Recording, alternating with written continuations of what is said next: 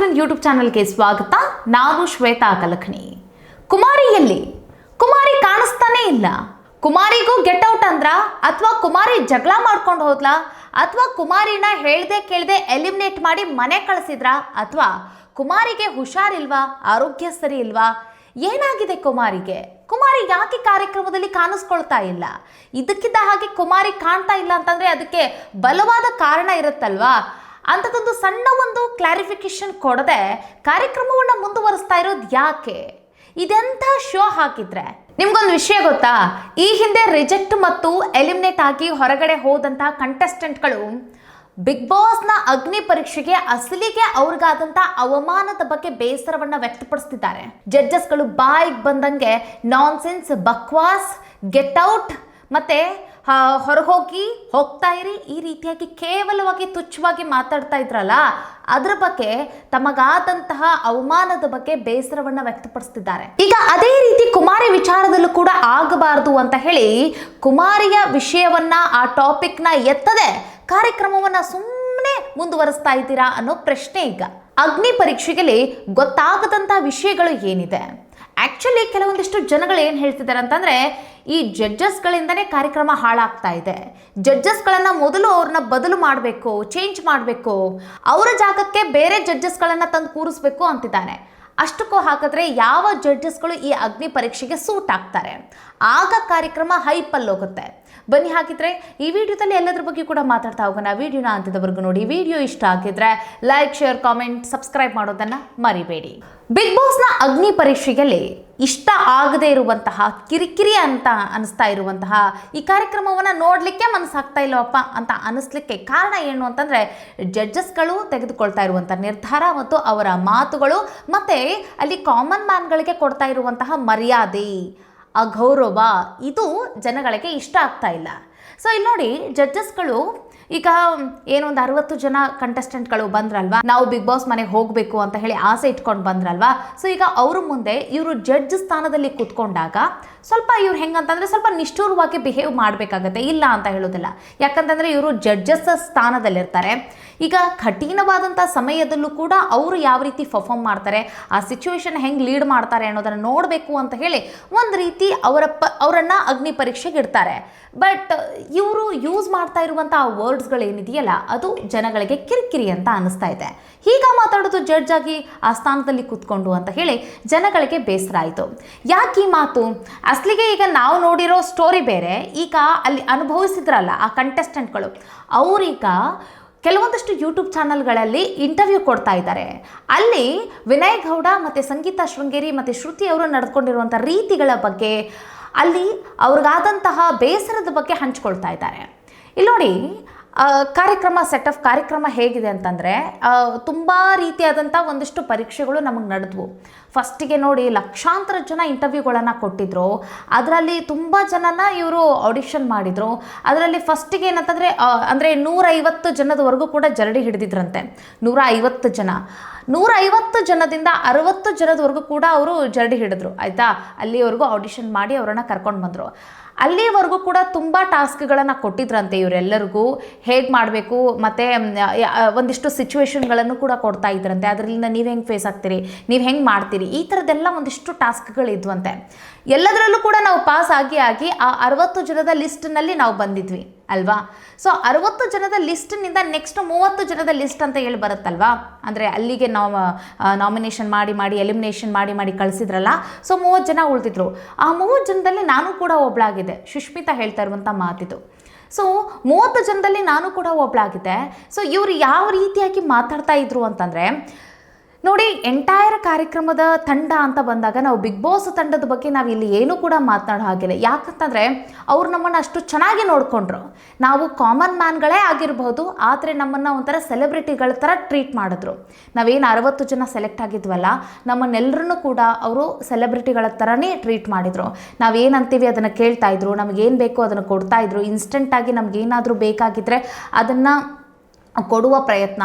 ಒಂದು ರೀತಿ ಸೆಲೆಬ್ರಿಟಿಗಳಿಗೆ ಹೆಂಗೆ ಇದು ಆಫರ್ ಮಾಡ್ತಾರಲ್ಲ, ಸೆಲೆಬ್ರಿಟಿಗಳನ್ನು ಹೆಂಗೆ ನೋಡ್ಕೊಳ್ತಾರಲ್ಲ, ಟ್ರೀಟ್ ಮಾಡ್ತಾರಲ್ಲ, ಹಾಗೆ ನಮ್ಮನ್ನು ಕೂಡ ಮಾಡಿದರು. ಆದರೆ ಒನ್ಸ್ ನಾವು ಈ ಅಗ್ನಿ ಪರೀಕ್ಷೆಯ ವೇದಿಕೆಗೆ 60 ಜನ ನಾವೇನು ಹೋದ್ವಲ್ಲ, ಅಲ್ಲಿಗೆ ಅಲ್ಲಿಂದ ನಮಗೆ ಇನ್ಸಲ್ಟ್ ಆಗಲಿಕ್ಕೆ ಶುರುವಾಯಿತು. ಅಂದರೆ ಇಂಟರ್ವ್ಯೂ ತಗೊಳ್ಳುವಾಗಲೂ ಸಹಿತ ಅವರು ಯೂಸ್ ಮಾಡ್ತಾ ಇದ್ದಂಥ ವರ್ಡ್ಸ್ಗಳು, ಗೆಟ್ ಔಟ್ ಅಂತ ಹೇಳೋದು, ನಾನ್ ಸೆನ್ಸ್ ಅನ್ನೋದು, ಬಕ್ವಾಸ್ ಅಂತ ಹೇಳೋದು. ನೋಡಿ, ಒಬ್ಬೊಬ್ಬರಿಗೆ ಇವರು ಮಿನಿಮಮ್ 45 ನಿಮಿಷಗಳ ಕಾಲ ಇಂಟರ್ವ್ಯೂ ಮಾಡಿದ್ದಾರೆ, ಅಲ್ಲಿ ಆಡಿಷನ್ ಮಾಡಿದ್ದಾರೆ. ಅಲ್ಲಿ 45 ನಿಮಿಷದ ಆಡಿಷನಲ್ಲಿ ಏನೇನು ಮಾತಾಡಿದ್ರು ಇವರು ಅನ್ನೋದನ್ನು ತೋರಿಸಿಲ್ಲ ಅವರು ಎಡಿಟಿಂಗಲ್ಲಿ. ಸೊ ಬರೀ 5 ನಿಮಿಷ ಮಾತ್ರ ತೋರಿಸಿದ್ದಾರೆ. ಈ 5 ನಿಮಿಷದಲ್ಲಿ ಜಡ್ಜಸ್ಗಳು ಹೇಗೆ ಬಿಹೇವ್ ಮಾಡಿದ್ರು ಅನ್ನೋದನ್ನ ಈಗ ಜನ ಬೇಸರ ವ್ಯಕ್ತಪಡಿಸಿದ್ದಾರೆ. ಬಟ್ ಅಸಲಿಗೆ ಅಲ್ಲಿ 45 ನಿಮಿಷ ನಾವು ನಿಂತಿದ್ವಲ್ಲ, ನಮಗೆ ಇನ್ನೇನೇನು ಯಾವ ರೀತಿ ಮಾತಾಡಿದ್ರು ಅನ್ನೋದು ನಮಗೆ ಗೊತ್ತದು ಅಂತ ಹೇಳಿ ಅವರು ತಮ್ಮ ಬೇಸರವನ್ನು ವ್ಯಕ್ತಪಡಿಸಿದ್ದಾರೆ. ಸೊ ಈಗ ಆ ಹುಡುಗಿ ಹೇಳ್ತಾ ಇರೋದು ಏನು ಅಂತಂದರೆ, ನೋಡಿ, ಈಗ ಬಿಗ್ ಬಾಸ್ ಕಾರ್ಯಕ್ರಮಕ್ಕೆ ನಾವು ಹೋಗಿರ್ತೀವಿ ಅಂತ ಅನ್ಕೊಳ್ಳಿ. ನಾವು ಕಾಮನ್ ಮ್ಯಾನ್ ಕ್ಯಾಟಗರಿಯಿಂದ ಹೋಗಿರ್ತೀವಿ, ಅವರು ಸೆಲೆಬ್ರಿಟಿ ಕ್ಯಾಟಗರಿಯಿಂದನೇ ಬಂದಿರ್ಬೋದು, ಆಯಿತಾ. ಒನ್ಸ್ ನಾವು ಬಿಗ್ ಬಾಸ್ ಮನೆ ಒಳಗಡೆ ಹೋದಾದ್ಮೇಲೆ ಅವ್ರ ವರ್ಕ್ ಎಕ್ಸ್ಪೀರಿಯನ್ಸು, ಅವ್ರು ಎಂಥದೇ ಸೆಲೆಬ್ರಿಟಿ ಏನೇ ಆಗಿದ್ರು ಸಹಿತ ಎಲ್ಲರೂ ಕೂಡ ಒಂದೇ ಆಗಿಬಿಟ್ಟಿರ್ತೀವಿ ಅಲ್ವಾ. ಸೊ ಇಲ್ಲಿ ಅಗ್ನಿ ಪರೀಕ್ಷೆಯಲ್ಲೂ ಕೂಡ ಇವರು ಸೀನಿಯರ್ಸೇ ಇರ್ಬೋದು, ಮತ್ತು ಇವರು ಜಡ್ಜಸ್ಗಳೇ ಆಗಿರ್ಬೋದು. ಮರ್ಯಾದೆ ಯಾರಪ್ಪನ ಮನೆಯದು, ಎಲ್ರಿಗೂ ಮರ್ಯಾದೆ ಒಂದೇ ಅಲ್ವಾ.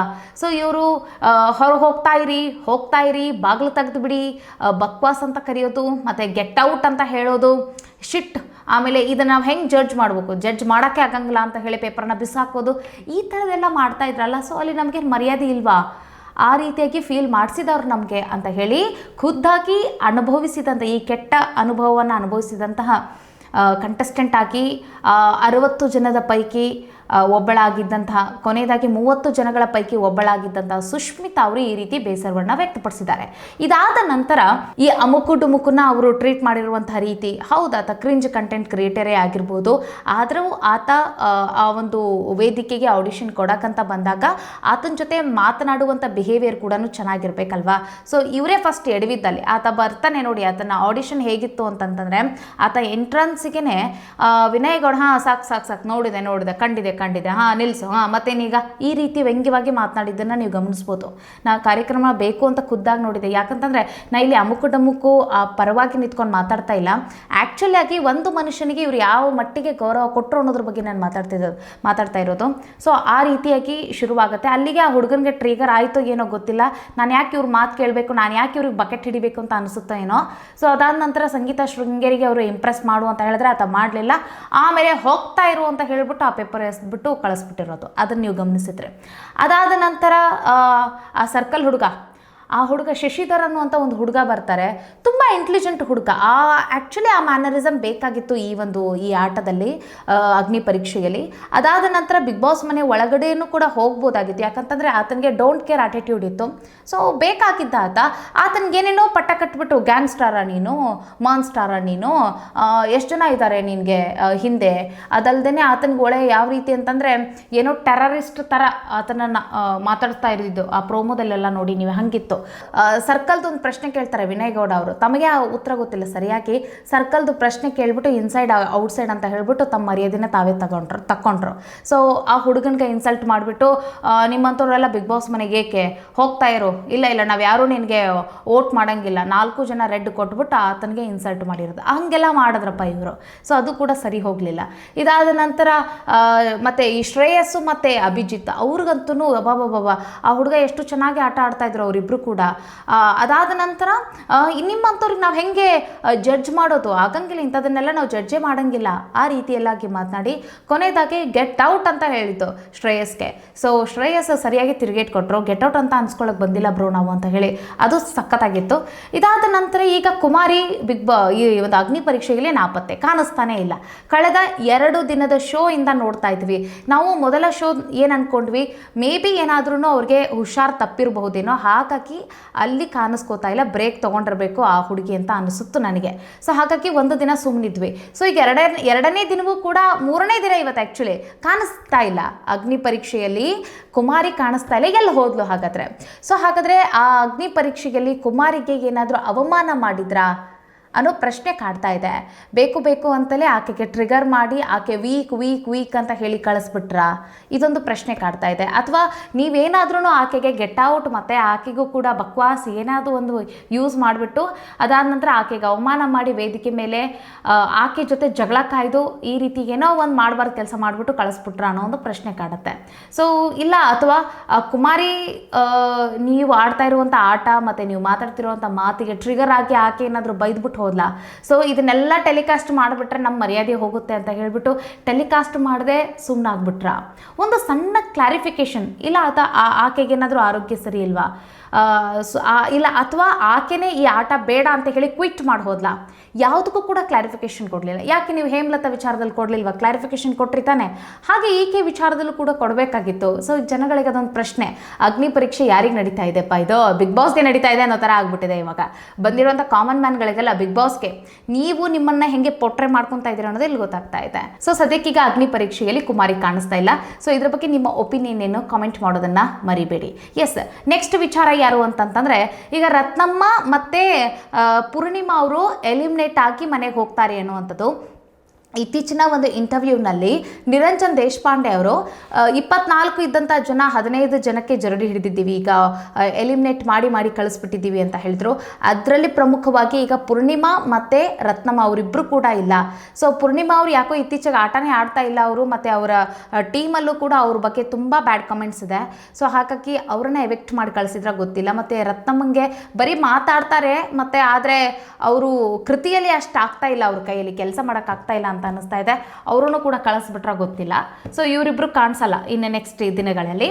ಸೊ ಇದಾದ ನಂತರ ಈಗ ಜಡ್ಜ್ ಬದಲಾಗಬೇಕು ಅನ್ನುವಂಥ ಪ್ರಶ್ನೆ ಜನಗಳದ್ದು ದೊಡ್ಡದಾಗಿ ಕೇಳಿಬರ್ತಾ ಇರುವಂಥ ಸುದ್ದಿ ಇದು. ಆ ಜಡ್ಜಸ್ಗಳು ಏನಾದರೂ ಬದಲಾಗ್ಬಿಟ್ರೆ ಶೋ ತುಂಬ ಚೆನ್ನಾಗಿ ಹೋಗುತ್ತೆ ಅಂತ. ಸೊ ಹಾಗಾದರೆ ಈ ಶೋನಲ್ಲಿ ಎಂತಹ ಜಡ್ಜಸ್ಗಳು ಬೇಕು ನೋಡಿ. ಅಗ್ನಿ ಪರೀಕ್ಷೆ ಒಂದು ಶೋ ಹೇಗಿರುತ್ತೆ ಅಂತಂದರೆ ಎಂಟರ್ಟೈನ್ಮೆಂಟಿಂಗ್ ಆಗಿರಬೇಕು ಅನ್ನೋದು ಜನಗಳ ಆಸೆ. ಮತ್ತು ಅದರ ಜೊತೆಗೆ ಅವ್ರಿಗೆ ಬಿಗ್ ಬಾಸ್ನ ಫೀಲ್ ಕೊಡಬೇಕು. ಮತ್ತು ಅಲ್ಲಿರುವಂಥ ಜನಗಳಿಗೆ ಒಂದು ಅಗ್ನಿ ಪರೀಕ್ಷೆ ಆಗಬೇಕಪ್ಪ ಆ್ಯಕ್ಚುಲಿ, ಆಯಿತಾ. ನೀವೇನು ಇಲ್ಲಿವರೆಗೂ ಮಾಡ್ಕೊಂಡು ಬರ್ತಾ ಇದ್ದೀರಲ್ಲ, ವೆಲ್ ಆ್ಯಂಡ್ ಗುಡ್. ಆದರೆ ಇನ್ನೂ ಬೇಕಾಗಿತ್ತು ಒಂದು ರೆಸ್ಪೆಕ್ಟು, ಮತ್ತು ಅದೊಂದು ಕಾಮಿಡಿ, ಮತ್ತು ಒಂದು ಒಳ್ಳೆ ಎಂಟರ್ಟೈನ್ಮೆಂಟು ಬೇಕಾಗಿತ್ತು. ಸುಮ್ಮನೆ ತಲೆಗೊಂದು ಮಾತಾಡ್ಕೊಂಡು ಏನೇನೋ ಮಾಡ್ತೀರ, ಗೊತ್ತಾಗ್ತಿಲ್ಲ ಕಾರ್ಯಕ್ರಮದಲ್ಲಿ ಏನು ನಡೀತಾ ಇದೆ ಅಂತ. ನನ್ನ ಪ್ರಕಾರ ಜಡ್ಜ್ ಆಗಿ ಗಿಲ್ಲಿ ಬಂದಿದ್ರೆ ಹೇಗಿರ್ತಿತ್ತು ಅಂತಂತಂದರೆ, ಕಾಮಿಡಿಗೆ ಏನಂತಾರೆ ಬರ ಇರ್ತಾ ಇರಲಿಲ್ಲ. ಎಲ್ಲದರಲ್ಲೂ ಕೂಡ ಕಾಮಿಡಿ ಮಾಡ್ತಾ, ಕಂಟೆಸ್ಟೆಂಟ್ಗಳನ್ನು ಇನ್ನೂ ಸ್ವಲ್ಪ ಮೋಟಿವೇಟ್ ಮಾಡ್ತಾ, ತಂದೆ ಒಂದು ಲೈಫ್ನ ಎಕ್ಸಾಂಪಲ್ ಕೊಟ್ಕೊಳ್ತಾ ಚೆನ್ನಾಗಿ ಕಾರ್ಯಕ್ರಮವನ್ನು ತೊಗೊಂಡು ಹೋಗ್ತಾಯಿದ್ರು ಗಿಲ್ಲಿ ಅಂತ ಅನ್ನಿಸ್ತಾ ಇದೆ ನನಗೆ. ಅದರಲ್ಲೂ ವಿನ್ನರ್ ಕೂಡ, ಮತ್ತು ಅಷ್ಟು ಓಟ್ಗಳಿಂದ ಗೆದ್ದು ಬಂದಿರುವಂತಹ ವಿನ್ನರ್ ಆಗಿರೋ ಕಾರಣಕ್ಕಾಗಿ ಬೆಸ್ಟ್ ಎಕ್ಸಾಂಪಲ್ ಸೆಟ್ ಮಾಡ್ತಿದ್ರು. ಅಲ್ಲೋಗಿ ಅವ್ರೇನಾದರೂ ಜಡ್ಜ್ ಸ್ಥಾನಕ್ಕೆ ಅವ್ರ ಅರ್ಹತೆ ಇತ್ತು, ಯಾರಿಗೆ ಗಿಲ್ಲಿಗೆ ಕೂರ್ಬೋದಾಗಿತ್ತು. ಇದಾದ ನಂತರ ಹನುಮಂತ ಲಮಾನಿಗೂ ಕೂಡ ಆಗ್ತಾಯಿತ್ತು. ಹನುಮಂತ ಲಮಾನಿಗೆ ಒಂದು ಸ್ವಲ್ಪ ಭಾಷೆಯ ಸಮಸ್ಯೆ. ಅದಾದ ನಂತರ ಆದರೆ ಭಾಷೆ ಅಂದರೆ ಬೇಗ ಆತ ಉತ್ತರ ಕರ್ನಾಟಕದ ಮಾತಿನಿಂದಾಗಿ ಒಂದು ಸ್ವಲ್ಪ ಅವರು ಕೆಲವೊಮ್ಮೆ ಮಾತಾಡಲಿಕ್ಕೆ ಹಿಂಜರಿತಾರೆ. ಅವರು ಇವರಂಗೆ ನನಗೆ ಬೆಂಗಳೂರು ಭಾಷೆ ಮಾತಾಡೋಕ್ಕಾಗಂಗಿಲ್ಲ ಅಂತ. ಬಟ್ ಅದು ಬಿಟ್ಟರೆ ಅವರು ತುಂಬ ಚೆನ್ನಾಗಿ ನ್ಯಾಯಯುತವಾಗಿ ನಿರ್ಧಾರಗಳನ್ನು ಹೇಳ್ತಾಯಿದ್ರು. ಹನುಮಂತ ಲಮಾನಿನ ಜಡ್ಜಾಗಿ ತೊಗೊಂಬಂದಿದ್ರೆ ನ್ಯಾಯಯುತವಾದಂಥ ನಮಗೆ ತೀರ್ಪು ಸಿಗ್ತಾಯಿತ್ತು ಆ ಇದರಲ್ಲಿ. ಸೊ ಹಾಗಾಗಿ ಹನುಮಂತ್ ಬೇಕಾಗಿತ್ತು. ಇದಾದ ನಂತರ ವಿಜಯ ರಾಘವೇಂದ್ರ ಅವರೇನಾದರೂ ಬಂದಿದ್ದರೆ ಈ ಕಾರ್ಯಕ್ರಮದಲ್ಲಿ ತುಂಬ ತೂಕ ಇರ್ತಿತ್ತು, ತುಂಬ ಚೆನ್ನಾಗಿ ಜಡ್ಜ್ ಮಾಡ್ತಾಯಿದ್ರು. ಜಡ್ಜಿಂಗಿಗೆ ವಿಜಯ ರಾಘವೇಂದ್ರ ಬೇಕಾಗಿತ್ತು. ಮತ್ತು ಆ ಕಾರ್ಯಕ್ರಮಕ್ಕೊಂದು ಒಳ್ಳೆ ಮೋಟಿವೇಶನ್ ಅಂತಂದರೆ ಗಿಲ್ಲಿ ಬೇಕಾಗಿತ್ತು. ಅದರ ಜೊತೆಗೆ ಮೋಟಿವೇಶನ್ ಪ್ಲಸ್ ಒಳ್ಳೆ ಜಡ್ಜ್ಮೆಂಟು ಅಂತಂತಂದರೆ ಹನುಮಂತ ಲಮಾನಿ ಬೇಕಾಗಿತ್ತು. ಸೊ ನಿಮಗೇನು ಅನಿಸುತ್ತೆ? ಹನುಮಂತ ಲಮಾನಿ, ಗಿಲ್ಲಿ ಮತ್ತು ವಿಜಯ ರಾಘವೇಂದ್ರ ಈ ಮೂವರನ್ನು ಈಗ ಶ್ರುತಿಯವರು ಇರೋ ಜಾಗಕ್ಕೆ, ಮತ್ತು ಸಂಗೀತ ಅವರು ಇರೋ ಜಾಗಕ್ಕೆ, ಮತ್ತು ವಿನಯ್ ಗೌಡ ಇರೋ ಜಾಗಕ್ಕೆ ಫಿಲ್ ಮಾಡಬೇಕಿತ್ತು. ಚಂದನ್ ಶೆಟ್ಟಿ ಅವರು ತುಂಬ ಚೆನ್ನಾಗಿ ಮಾಡ್ತಿದ್ರು, ಅವ್ರ ಬಗ್ಗೆ ಯಾವ ಕಂಪ್ಲೇಂಟು ಇಲ್ಲ ಕಣ್ರಿ. ತುಂಬ ಚೆನ್ನಾಗಿ ನ್ಯಾಯಯುತವಾಗಿ ಏನು ಕಮೆಂಟ್ ಮಾಡಬೇಕು ಕಮೆಂಟ್ ಮಾಡ್ತಾ ಇದ್ದಾರೆ ಅವರು. ನನಗೇನಂತಂದರೆ ಕಾರ್ಯಕ್ರಮ ನೋಡುವಾಗ ಅವ್ರ ಕಮೆಂಟ್ಗಳನ್ನೇ ನಾನು ಗಮನಿಸ್ತಾ ಇರ್ತೇನೆ. ಚಂದನ್ ಶೆಟ್ಟಿ ತುಂಬ ಚೆನ್ನಾಗಿ ಮಾತಾಡ್ತಾರೆ. ನಿಜವಾಗ್ಲೂ ಹೇಳ್ತೀನಿ, ಬಿಗ್ ಬಾಸ್ನ ವಿನ್ನರ್ ಅಂತ ಹೇಳಲಿಕ್ಕೆ ಪ್ರೌಡ್ ಫೀಲ್ ಆಗುತ್ತೆ. ಅವರು ಅಷ್ಟು ಚೆನ್ನಾಗಿ ಅವರು ಜಡ್ಜ್ ಮಾಡ್ತಾ ಇದ್ದಾರೆ. ಸೊ ಹಾಗಾಗಿ ಸಖತ್ತಾಗಿದೆ ಚಂದನ್ ಶೆಟ್ಟಿ ಅವ್ರದ್ದು. ಅವರನ್ನು ಚೇಂಜ್ ಮಾಡೋ ಅಗತ್ಯ ಇಲ್ಲ. ಸೊ ಈಗ ಹೇಳಿ, ಮತ್ತು ನಿರೂಪಕನ ಜಾಗದಲ್ಲಿ ಯಾರು ಬರ್ಬೋದಾಗಿತ್ತು? ಕೆಲವರು ಅನುಪಮ ಗೌಡ ಬರ್ಬೋದಾಗಿತ್ತು ಅಂತ ಹೇಳ್ತಿದ್ದಾರೆ. ಸೊ ನೀವು ಯಾರನ್ನು ಫಿಲ್ ಮಾಡ್ತಿರೋ ಫಿಲ್ ಮಾಡಿ. ಸೊ ನಿಮ್ಮ ಪ್ರಕಾರ ಅಗ್ನಿ ಪರೀಕ್ಷೆ ಹೇಗೆ ಹೋಗ್ತಾ ಇದೆ? ಸೊ ನಾನು ಹೇಳ್ದಂಗೆ ಬದಲಾವಣೆ ಆಗಬೇಕಾಗಿತ್ತಾ, ಅಥವಾ ಈಗ ಹೆಂಗೆ ನಡೀತಾ ಇದೆ ಹಾಗೆ ನಡೀಲಿ, ಒಂದು ಸ್ವಲ್ಪ ಇವರು ತಿದ್ಕೊಳ್ಳಿ ಅಂತ ಹೇಳ್ತೀರಾ? ಕಾಮೆಂಟ್ ಮಾಡೋದನ್ನು ಮರಿಬೇಡಿ. ಸಿಗೋಣ ಮುಂದಿನ ವಿಡಿಯೋದಲ್ಲಿ. ನಮಸ್ಕಾರ.